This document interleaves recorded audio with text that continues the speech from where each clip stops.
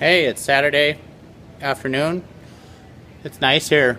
It was kind of raining out earlier, but raining and cold.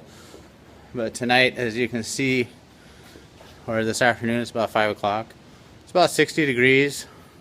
It's not a John Kerry day, but it's not bad for central Minnesota or central west Minnesota. Thought I'd give a shop update today and just let a couple of people know I love watching all the channels I'm subscribed to, and I'm bad with names, but Chef Tush is certainly an inspiration to me as I learn more about these deceptively simple things we call Triumph TR3s. They're not so simple. And a bunch of other guys I like watching. Sounds like we've got an English transplant in LA who's working on a Triumph.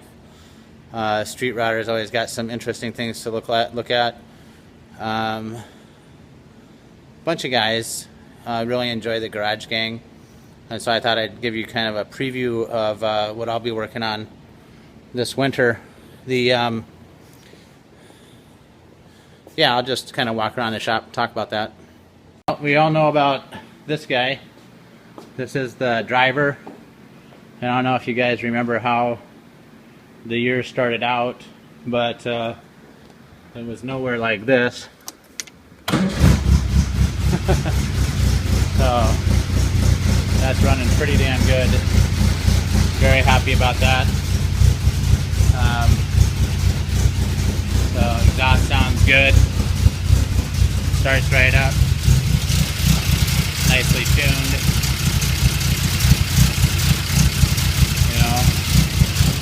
Finishing some pieces. You can see the ventilation valve that goes into painting that up today, getting that done.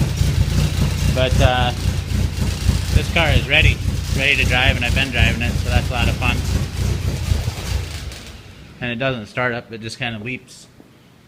Hey, there's Maggie. So we'll be working on Maggie this winter.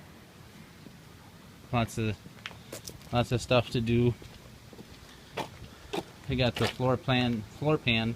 We gotta take care of that. A-post. Do the left floor pan and sills. Do the trunk. Lots and lots of work to keep me busy. But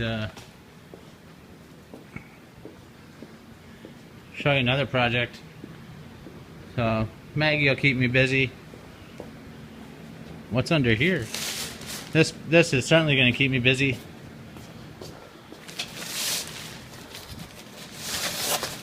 It's like a birthday. What's under here? Oh my. Merry Christmas. Look at that, huh?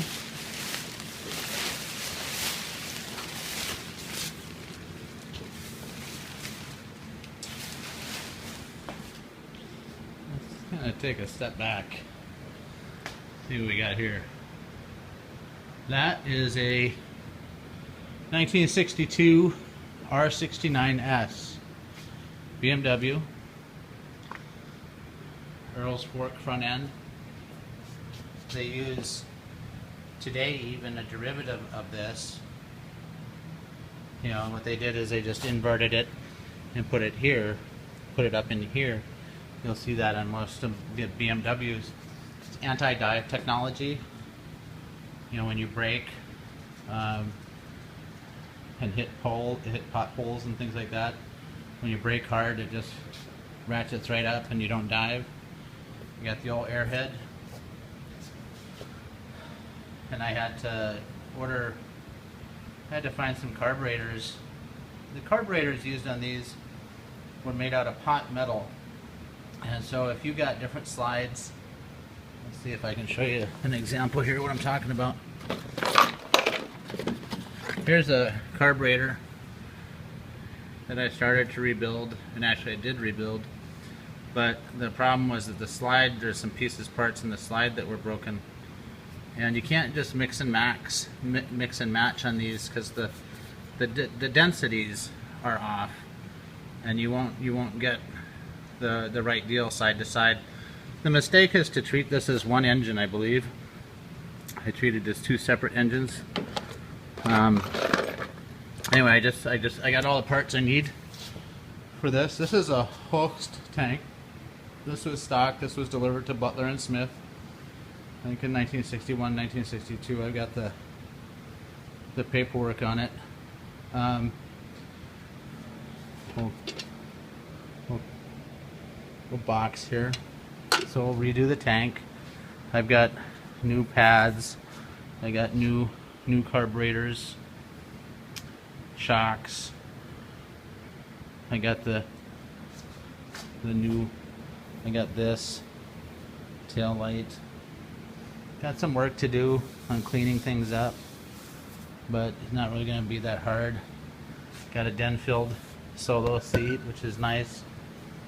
One of the things I hate when you get stuff, you know, somebody sends you a bike, sends you pictures, you know, and there's something that's missing in here, and it's the steering stabilizer. These bikes were fairly ahead of their time, and when I looked at the pictures when I bought this a while ago, the stabilizer was here, and you could see when the bike was delivered and you can kind of see, you know, you can always tell when metal's fresh, when it's been freshly cut, and either the transport guy took it out, or the seller did. It was probably the seller. But I had to get another one of those. That's $1,000 right there. So this will come all the way down. This sat in a warehouse in Arizona. It has not been on the road for over 30 years. And well, I took it on the road. I putted around a little bit. But I'm going to do this. I'm going to keep the tank red and kind of redo it. And I've got matching bags that'll go back here.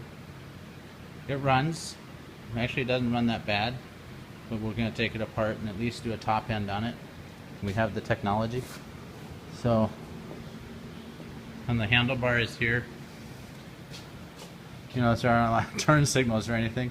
So I've got some cat's eye, and then the right handlebars with the wiring. This probably isn't what was supposed to go in here, and you can see some stress and etc. So we got some issues here that we'll fix up, but yeah, this is the project. This is the project for the winter time. Pretty excited about that. Let's see, take you on a little tour of the shop. So mostly BMW parts and Honda CB750 parts. Right, that's what I work on for the most part. We got, let's see, we can get medieval here with some gas. I'm pretty lucky, you know, space is not that expensive out here. Here's a nice Rockwell drill press that I picked up that I really enjoy. I think does what it needs to do. Let's see, we got a bandsaw when we need to cut some metal. That's nice. Here's where I make parts. This is a Dynamite 2800 with upgraded motor. So get more RPMs and more torque. Automatic oiler. It has a small envelope. It's about a 6x7x8 envelope, but I can run it both manually and via remote and via CNC. Here's my power hammer. A Minimax, nothing crazy. Use this for shaping metal. The shrinker stretcher. English wheel. Jet tools. That's a Jet bandsaw over there. Oh, here's a spare Triumph engine. We'll get that cleaned up. That's from Maggie. There's a couple Triumph transmissions over there too. Jet makes decent tools for metal shaping. They all come from the same factory in China. There's my welding table. So, some more. I got higher power MIG, and then for aluminum I have my TIG. Cutting, cold saw, torch, drawing, etc. back there. Stick welder, not to be underestimated. This area hasn't seen too much use lately. Sanding and painting, and then my paint booth. And I always remember how to get in because my wife was kind enough to write that sign for me. My bead roller for finger brake, bending stuff.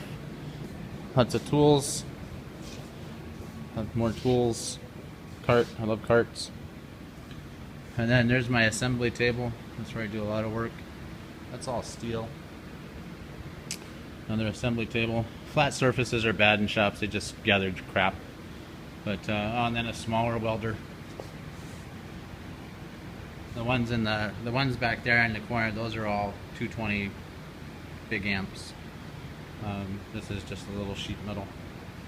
So that's it. So we'll get back to this is a daily driver. This goes in the garage at home now. So that's where stuff, if I'm not working on it, it goes in that garage. That's where my bikes and my cars are. And then, so we'll be working on Maggie out there. Maybe we should have a contest. I don't know what to name this guy, but I just like that big red tank on there. There's something about this bike. I don't know if I'm going to go stock on this thing or get funky with the Cheese Whiz, but anyway, just wanted to let everybody know again, I really enjoy everybody's videos. It gives me motivation, something to do at night, which I look forward to. When I got started with the whole YouTube thing, wasn't really sure what to make out of it, but it's turned into, you know, something where I go home at night and, you know, kind of, you know, excited to see what you guys have done. So thank you for giving me a hobby. Anyway, that's my shop update, and I'm gonna go grab some food. Bye.